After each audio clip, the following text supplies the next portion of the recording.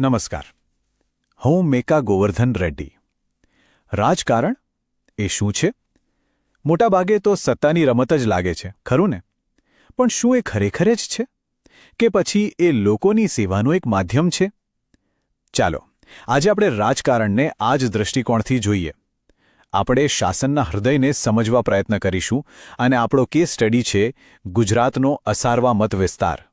તો આપણી વાતચીત કોઈ હવામાં નથી, એ જમીન સાથે જોડાયેલી છે. આપણે વાત કરી રહ્યા છીએ અમદાવાદના અસારવા મત વિસ્તારની. એક શહેરી વિસ્તાર, અનુસૂચિત જાતિ માટે અનામત બેઠક. અહીંની રાજકીય જમીન કેવી છે? કેટલી ફળદ્રુપ છે? અને એમાં ક્યાંક તિરાડો તો નથી ને? ચાલો એને નજીકથી તપાસીએ. તો આપણી આજની ચર્ચાનો માર્ગ આ પ્રમાણે રહેશે. પહેલાં આપણે અસારવાની જમીનને સમજીશું, પછી ચૂંટણીના આંકડાઓમાં ઊંડા ઉતરીશું, ત્યાંથી ગઢની સંરચના અને તેના પાયાની તિરાડોને જોઈશું, અને છેલ્લે શાસન માટે એક નક્કર બ્લુપ્રિન્ટ અને જનાદેશ સુધીના માર્ગ પર વાત કરીશું. તો ચાલો શરૂ કરીએ. ચાલો, પહેલો મુદ્દો, અસારવાણી જમીન એટલે કે ત્યાંના લોકોનો ધબકાર. કારણ કે રાજકારણ એટલે માત્ર ચૂંટણીના દિવસની રમત નથી, બિલકુલ નહીં. એ તો લોકોના રોજિંદા જીવનમાં એમના સંઘર્ષો અને એમની આશાઓમાં ધબકે છે. એને સમજ્યા વગર રાજકારણને સમજવું લગભગ અશક્ય છે. જુઓ, જ્યારે આપણે લોકોની ફરિયાદોની વાત કરીએ છીએ ત્યારે આ માત્ર લિસ્ટ નથી, આ લોકોના જીવનની વાસ્તવિકતા છે. પાણી દિવસમાં ફક્ત 2-3 કલાક, એ પણ ઝૂંપડપટ્ટીમાં. ઘર અને ગટર જેવી પાયાની સુવિધાઓનો અભાવ, ખુલ્લી ગટરો, કચરાના ઢગલા. આ માત્ર સગવડનો અભાવ નથી, આ તો રોજે રોજ માણસના ગૌરવ પર થતો પ્રહાર છે, આત્મસન્માનનો સવાલ છે. અને જ્યારે શાસન અને જનતા વચ્ચેનો આ પાયાનો સંબંધ તણાવમાં આવે ને, ત્યારે જ રાજકીય જમીન ખસવા લાગે છે, તિરાડો પડવા માંગે છે. પણ સવાલ એ છે કે શું આ તિરાડો, આ અસંતોષ મતપેટી સુધી પહોંચે છે? શું લોકોનો અવાજ ખરેખર પરિણામોમાં દેખાય છે? ચાલો હવે જરા આંકડા તપાસીએ. તો ચૂંટણીના આંકડા 2022ના પરિણામોને ધ્યાનથી જોઈએ તો એમાંથી 3 મોટા અને સ્પષ્ટ સંકેતો બહાર આવે છે. સૌથી પહેલો સંકેત એ છે પડકારનું કદ. જો ભાજપને મળ્યા 64%થી વધુ વોટ, કોંગ્રેસને લગભગ 21% અને આપને 12%. જીતનું અંતર કેટલું? 54,153 વોટ. આ કોઈ નાની સૂની ટેકરી નથી, આ તો માઉન્ટ એવરેસ્ટ જેવો વિરાટ પડકાર છે. બીજો સંકેત, વિપક્ષી મતોનું વિભાજન. જે પણ સરકાર વિરોધી મત હતા એ સીધા 2 ભાગમાં વહેંચાઈ ગયા, કોંગ્રેસ અને આપ વચ્ચે. પરિણામે વિરોધની તાકાત ઓછી થઈ ગઈ અને રાજકીય સમીકરણો જ બદલાઈ ગયા. અને હવે ત્રીજો સંકેત, કદાચ સૌથી ગંભીર, એ છે મતદારોનું મૌન. 2007માં લગભગ 69% મતદાન હતું, જે ઘટીને 2022માં ફક્ત 57% રહી ગયું. આ 12%નો ઘટાડો શું દર્શાવે છે? એ નિરાશા દર્શાવે છે. એ સિસ્ટમ પરથી ઉઠી રહેલો ભરોસો બતાવે છે. આ એક બહુ મોટો ખતરો છે. પણ હા, એમાં એક તક પણ છુપાયેલી છે. એવા લોકોને ફરીથી જોડવાની તક, જેઓ નિરાશ થઈને ઘરે બેસી ગયા છે. તો આ બધું આપણને એક મૂળભૂત સવાલ પર લાવીને ઊભું રાખે છે. જો લોકશાહીનો અર્થ ખાલી મત આપવો એટલો જ નથી. દરેક વ્યક્તિ પોતાની પસંદગી કરે છે, એ સાચું, પણ આપણે એ સુનિશ્ચિત કરવું જોઈએ કે દરેકનો અવાજ સંભળાય, દરેક વ્યક્તિ પૂરી જાણકારી અને ગૌરવ સાથે પોતાનો નિર્ણય લઈ શકે. આ જ તો આપણા બંધારણનું વચન છે. જ્યારે મતદારો મોટી સંખ્યામાં ચૂપ થઈ જાય ત્યારે આપણે બધાએ વિચારવું પડે કે ક્યાંક આપણે આ વચન નિભાવવામાં ઓછા તો નથી પડી રહ્યા. તો આ પરિણામો કેમ આવ્યા? આ કોઈ એક નેતાની જીત નથી, આ એક સિસ્ટમ, એક વ્યવસ્થાની જીત છે. ચાલો આ ગઢની સંરચનાને જરા ઊંડાણથી સમજીએ. આ લડાઈને સમજવા માટે બંને પક્ષની તાકાત અને નબળાઈ જોવી પડે. એક તરફ શાસક પક્ષ, જેનું સંગઠન જબરદસ્ત છે, ફંડિંગનું નેટવર્ક ઊંડું છે અને વર્ષોથી સત્તામાં હોવાનો ફાયદો છે. બીજી તરફ પડકાર ફેંકનાર પક્ષ, જેની બ્રાન્ડ જૂની છે, સ્થાનિક સ્તરે થોડો સપોર્ટ પણ છે, પણ સંગઠનમાં મોટી ખામીઓ છે, સંસાધનોની ભારે અછત છે અને ડિજિટલ દુનિયામાં તો હાજરી લગભગ નહીં બરાબર છે. પણ દરેક મજબૂત દેખાતી દિવાલમાં ક્યાંક તો તિરાડ હોય જ છે. પડકાર ફેંકનાર માટે તકો ક્યાં છે? એ તકો લોકોની રોજબરોજની સમસ્યાઓમાં છે. પાણી, સફાઈ જેવા મુદ્દાઓ પર જે નારાજગી છે એને વાંચા આપવાની તક છે.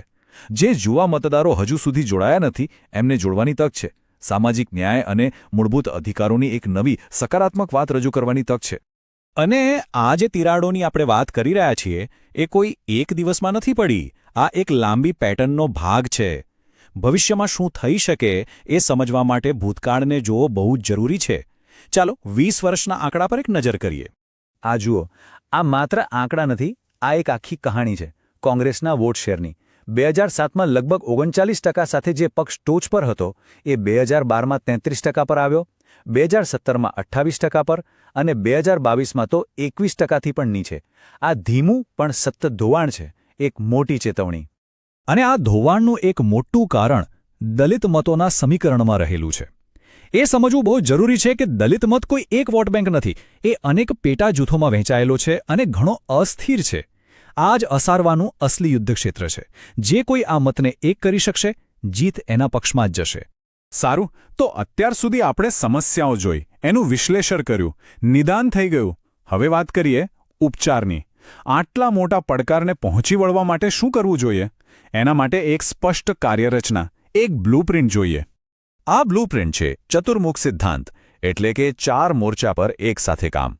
પહેલો મોરચો ચૂંટણીલક્ષી, એટલે કે કયા મતદારો સુધી પહોંચવું છે એ નક્કી કરવું. બીજો સંગઠનાત્મક, બૂથ લેવલથી લઈને ઉપર સુધી મજબૂત ટીમ બનાવી. ત્રીજો કથાત્મક, એટલે કે લોકોના અધિકારોની એક સકારાત્મક સ્થાનિક વાત કહેવી. અને ચોથો સંસાધન, એટલે કે લોકો, ટેકનોલોજી અને માહિતીમાં યોગ્ય રીતે રોકાણ કરવું. અને યાદ રહે, આ 4માંથી કોઈ એક પસંદ નથી કરવાનું. ચારેય પર એકસાથે એકજૂટ થઈને કામ કરવું પડશે, નહીં તો આખી વ્યૂહરચના નિષ્ફળ જશે. સંસાધન અને સંગઠન કેટલું મહત્વનું છે એનો પુરાવો જોઈએ છે તો આ આંકડો જુઓ. 2022માં ગુજરાતમાં સોશિયલ મીડિયા પર જાહેરાતો પાછળ શાસક પક્ષે વિપક્ષ કરતાં લગભગ 5 ગણો વધુ ખર્ચ કર્યો. 5 ગણો! આટલા મોટા અંતર સાથે ચૂંટણી લડવી અને જીતવી લગભગ અશક્ય છે. આ અંતર ઓછું કરવું જ પડે. તો આ માત્ર વાતો નથી, આ એક નક્કર 90 દિવસનું પ્લાન છે.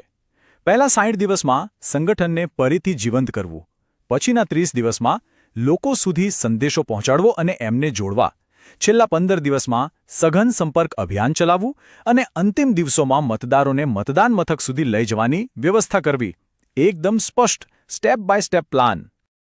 પણ ચાલો માની લઈએ કે આ બધું થઈ ગયું અને ચૂંટણી જીતાઈ ગઈ. શું ત્યાં કામ પૂરું થઈ જાય? ના, બિલકુલ નહીં. એ તો અસલી કામની શરૂઆત છે.